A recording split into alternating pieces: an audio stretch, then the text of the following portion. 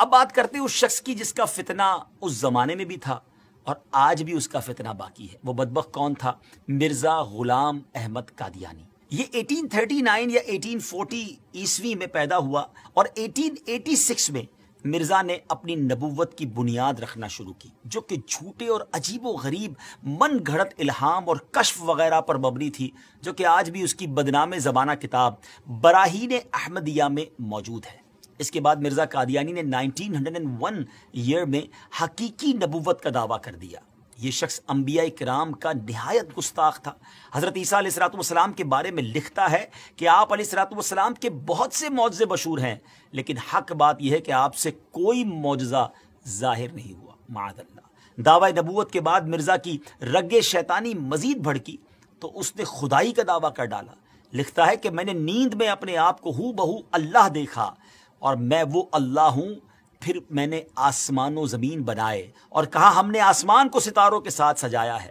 استغفر اللہ، استغفر اللہ۔ دیگر جھوٹے نبوت کے دعوے داروں کی طرح مرزا غلام قادیانی نے بھی کچھ پیشن گوئیاں کی تھیں، مگر ان کا انجام مسیلمہ کذاب کی طرح ہی ہوا۔ چند باتیں بتاتا ہوں اس بارے میں کہ نمبر 1، اس نے اپنے لیے ایک لڑکے کی پیشن گوئی کی کہ کہا تھا کہ انبیاء کا چاند ہوگا اور بادشاہ اس کے کپڑوں سے برکت لیں گے، مگر اس کے ہاں لڑکی ہو گئی تو اس پر کہنے لگا کہ وہی سمجھنے میں غلطی ہو گئی ہے، اب کی بار جو بچہ پیدا ہوگا وہ لڑکا جو ہے وہ انبیاء کا چاند ہوگا۔ اس بار بیٹا تو ہوا مگر چند روز بعد ہی مر گیا۔ بادشاہ تو دور کی بات ہے، کسی محتاج نے بھی اس کے کپڑوں سے برکت نہ لی۔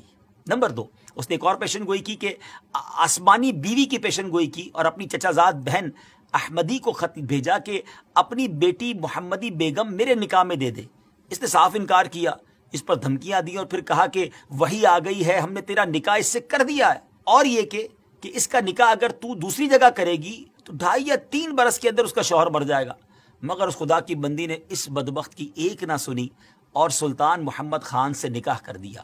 وہ آسمانی نکاح دھرا کا دھرا ہی رہ گیا، کچھ بھی نہ ہوا، وہ شوہر نہ مرا اور نہ کچھ اور ہوا۔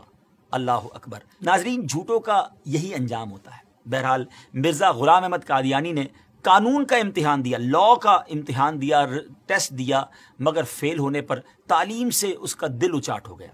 کمزوری دل و دماغ کا مرض پوری عمر رہا، کئی بیماریاں اس کی زندگی میں اس کے ساتھ تھیں۔ 26 مئی 1908 میں یہ لاہور میں اس کو ڈائریا ہوا اور گندگی کے عالم میں، جی ہاں، جب اس کا آخری وقت آیا تو وہ واش روم میں تھا، گندگی میں لت پت تھا، اور لوگ اس کی لاش کو دیکھ کر یوں سمجھیے کہ عبرت کا نشان اس کی لاش بن گئی۔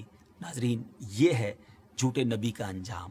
ہم سب کو یقیناً یہ یقین ہے، ہمارا ایمان ہے کہ ہمارے آقا علیہ السلام ہی آخری نبی ہیں، اور خود نبی پاک علیہ السلام نے جو فرما دیا، لا نبی بعدی، میرے بعد کسی نبی نے نہیں آنا، اور یہی ہمارا ایمان، یہی ہمارا بلیف ہے۔ لیکن ایک بات یاد رکھنی ہے کہ اس طرح کے دعوے کرنے والے، اس طرح کی جرت کرنے والے، اس طرح کا کلیم کرنے والے لوگ اور بھی آئیں گے، کیونکہ علماء کرام نے نبی پاک علیہ السلام کی احادیث سے جو ایکسٹریکٹ کیا ہے، جو شرح بیان کی ہے، وہ یہی ہے کہ قیامت سے پہلے اور بھی نبوت کے دعوے دار آئیں گے۔ ہو سکتا ہے اس دور میں، ہو سکتا ہے کچھ دنوں کے بعد یا کچھ سالوں کے بعد، لیکن مسلمانوں کا شروع سے یہ عقیدہ رہا کہ ان جھوٹے دعوے داروں کی طرف کوئی توجہ نہیں کرنی۔ ہم سب کا عقیدہ، ہمارا بلیف اتنا مضبوط ہونا چاہیے، اور ہے الحمدللہ کہ ہمارے آقا علیہ السلام ہی آخری نبی ہیں۔ کیا خوبصورت قرآن پاک کی سورہ احزاب کی آیت نمبر 40 ہے نا، اللہ تعالیٰ قرآن مجید میں کیا ارشاد فرماتا ہے؟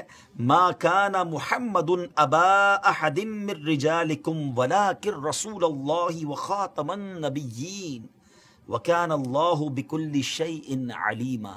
سبحان اللہ، کتنا خوبصورت اس کا ترجمہ ہے۔ محمد تمہارے مردوں میں کسی کے باپ نہیں ہیں، لیکن اللہ کے رسول ہیں اور سب نبیوں کے آخر میں تشریف لانے والے ہیں، اور اللہ سب کچھ جاننے والا ہے۔ تو الحمدللہ یہ چمکتا دمکتا عقیدہ مسلمانوں کا صبح قیامت تک انشاءاللہ جاری و ساری رہے گا کہ اللہ کے آخری نبی جناب محمد الرسول اللہ صلی اللہ تعالیٰ علیہ وسلم ہیں، اور یہی ہمارا ایمان ہے۔ بہرحال ان جھوٹے نبوت کے دعوے داروں کے بارے میں ہم نے جانا، اور علماء احادیث کی شرح کرتے ہوئے لکھتے ہیں کہ یہ نشانی ابھی اور چلنی ہے، یعنی اور لوگ بھی قیامت سے پہلے اس طرح کے دعوے کرتے رہیں گے اور مسلمان ان سے نپٹتے رہیں گے۔ بہرحال اللہ کریم ہم سب کو سچے ایمان والا، صحیح عقیدے والا مسلمان بنائے۔